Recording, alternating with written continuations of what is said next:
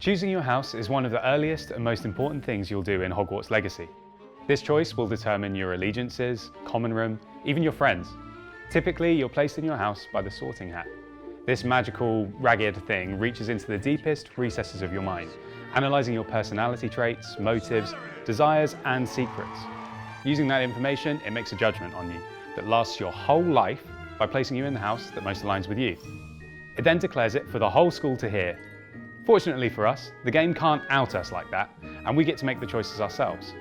So today, we're going to break down each of the 4 houses of Hogwarts and provide you with the information you need to make that decision for your budding witch or wizard. Let's do it.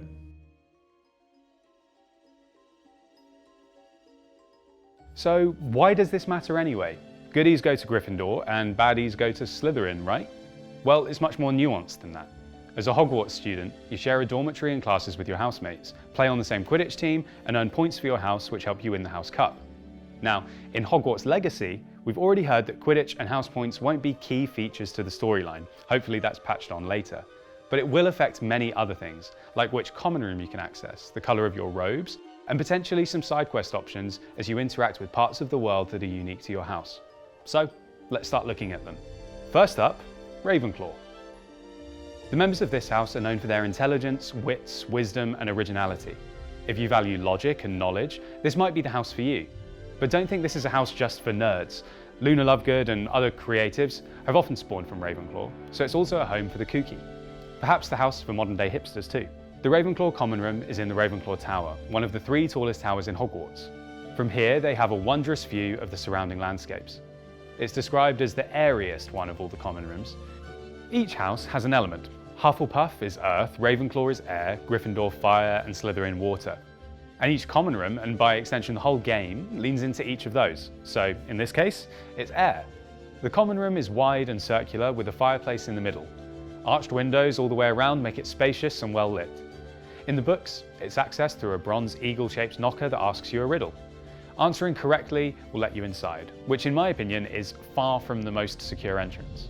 The common room is described as the airiest one of all the houses, and this air motif can be seen in the house's colours of blue and bronze, which represent the sky and clouds. The house sigil isn't a raven, but an eagle, so yeah, very airy. Your house ghost is the Grey Lady, or Helena Ravenclaw. Her mother, Rowena, was the house's founder and owner of a certain magical diadem that ended up in the possession of Voldemort as a Horcrux. So maybe have a chat to her to make sure that doesn't happen? One fellow classmate in the game is Amit Thakar.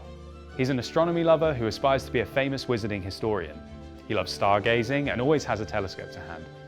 Apparently, he's always willing to help a friend, but sometimes loses his confidence in the middle of the action and realises he might be better off reading about certain adventures rather than experiencing them. Other famous Ravenclaws include Ollivander, Professor Flitwick, and Professor Trelawney. Also, unfortunately, Gilderoy Lockhart. Nice big smile, Harry. Together you and I rate the front page. Gryffindor. The members of this house are known for their bravery, chivalry, and boldness. If you value courage and determination, then this is the house for you. Obviously, it's the house of Harry Potter and other generations of goodies, including Dumbledore himself. Dumbledore was born in 1881, so depending on just how late into the 1800s these events take place, he could be a fellow student. Imagine that! The common room should be well known to us all from the films. It's covered in red and gold tapestries, warm wood, and a comforting, crackling fireplace. Hello, fire element. Just remember, if you're a boy trying to go to the girls' dormitory, then the stairs will turn into a slippery slide and kick you right out. The entrance is behind the fat lady's portrait, which covers a hole to crawl through and enter. Let's just hope we're spared Dawn French's singing this time.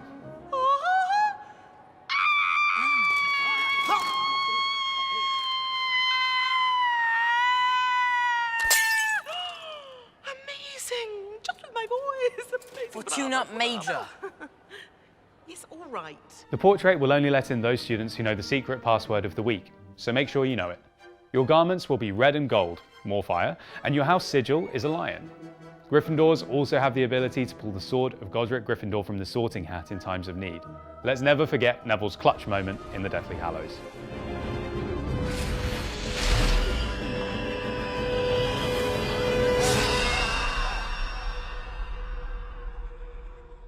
We don't yet know if this feature will make it into the game, but if you want to swing a sword around, Gryffindor is definitely your best bet.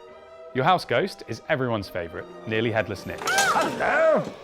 We haven't heard yet if John Cleese is continuing to voice the ghost, but we assume he'll still try to recruit you to help him join the Headless Hunt. Poor Nick. The Gryffindor companion is Natassi Onai, who is described as wise and seeking justice over all else. She's originally from Africa, but had to move to Hogwarts because her mum became the new divination professor, which is the fortune-telling one led by Professor Trelawney in the books. So she'll be trying to adapt to her new environment just like you. Other famous Gryffindors have included Minerva McGonagall, Rubeus Hagrid, and basically every Weasley ever. Ha! Another Weasley. I know just what to do with you. Gryffindor! Slytherin. Members of this house are known for their ambition, pride, cunning, and resourcefulness. Famous Slytherins include most Lestranges, Blacks, and Malfoys. Not to mention Voldy. Slytherin is tricky because it was established by Salazar Slytherin, who believed Hogwarts shouldn't accept Muggle-born students, i.e. all of us. He believed this so much that when the other founders disagreed with him, he actually left the school over it. Not without leaving his imprint on Hogwarts with friendly touches like the Chamber of Secrets and a giant hungry basilisk. The house colours are green and silver, which represent the water around lakes and lochs, and grey rainwater. Hazard a guess what your element is. As a Slytherin, your house sigil is a snake. Serpents are associated with the sea and lochs in Western European mythology. Well, at least there's one house that chose the logical creature to represent its name. The common room is a dimly lit, sanctum-like room located in the castle's dungeons. In the book, it's beneath the Black Lake, so if you're lucky, you might spot a Grindylow or mermaid through the windows. The entrance is behind what appears to be a regular wall. Once students use the correct password, a passage appears, revealing the entrance to the room. In the Harry Potter books, this is pure blood, but I hope it's a bit more friendly in the game. Your house ghost is the Bloody Baron. When he was alive, he was in love with Helena Ravenclaw and killed her when she wouldn't return home with him. After doing so, he was so remorseful that he killed himself. However, he's the only one that scares Peeves, the troublemaking poltergeist. So as a Slytherin, you may be able to get him on side for some spectacular pranks. If this is missing, then the devs have missed out on a great opportunity. The Slytherin companion is Sebastian Sallow, which, if you ask me, sounds like a villain's name. He's described as fun, charming, and extroverted, so will certainly be willing to get into trouble with you. His twin sister Anne suffers from a mysterious curse, and Sebastian is hell-bent on helping her, even if it means delving into the dark arts. So, as you can see, there's a lot of bad stuff here. Slytherin is usually the home of elitist. However, it's not just a house for the baddies. Snape and Regulus Black were Slytherins, as was Slughorn, who's kind of good, right?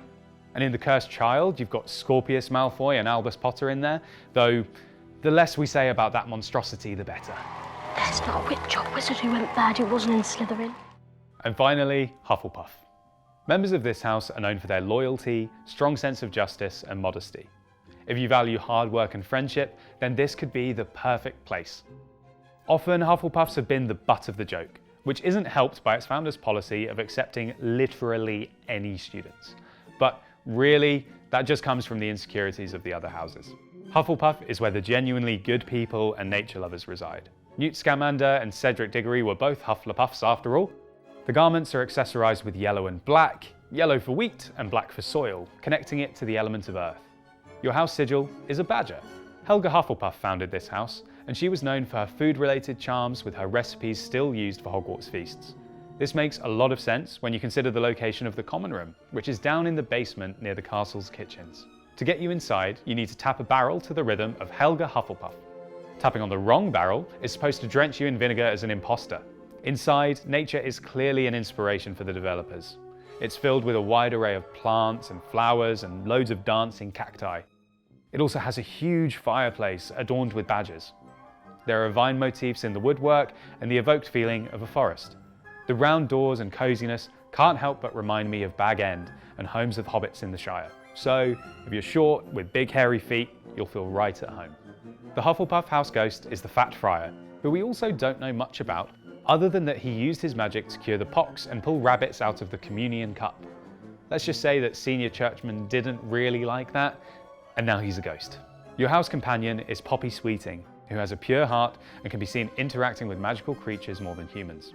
So follow her if you want to find some dragons.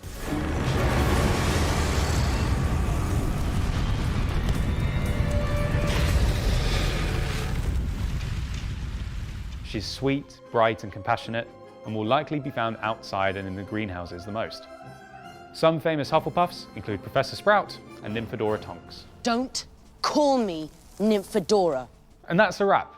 I'm personally going to play through the game 4 times, once in each house. I'm a Gryffindor, but I'll probably do my first playthrough as a Ravenclaw just to experience something we haven't really seen much of in the books or films. Now, I know this is all a choice. You could pick any one of these houses, but if it's an authentic experience you want, you should go to wizardingworld.com and take the sorting quiz. You'll be asked a bunch of unusual questions that you should answer instinctively, and it'll sort you into the house that best reflects your personality. There are further tests that establish your Patronus and your wand, again, all personalised to you.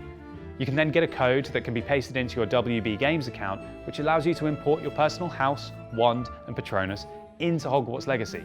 This is pretty damn cool, as it's the closest you can come to being sorted as a witch or wizard yourself. So, now you're armed with all the information you need. Let us know which house you're excited to see and all your theories about potential quest options below. Unless you're a Slytherin, in which case, as a Gryffindor, I'm not allowed to talk to you.